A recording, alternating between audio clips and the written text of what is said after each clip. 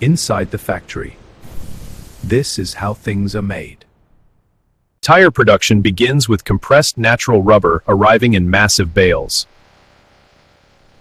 Raw rubber is mixed with carbon black and chemical accelerators. Intense heat and pressure transform the materials into workable compound.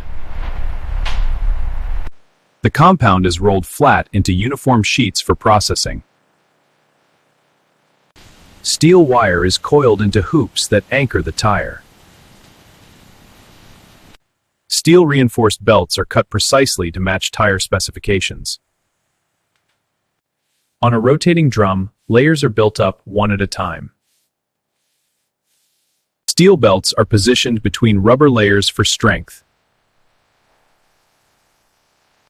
The tread pattern is applied last, wrapping the entire circumference. The raw tire, still soft and uncured, is called a green tire. Each tire is placed inside a heated press with mold pattern. Under intense heat and pressure, the rubber cures and hardens. After minutes of vulcanization, the tire emerges permanently shaped. Each tire is inspected for defects before approval and shipping. From raw rubber to road, engineered to grip, built to last.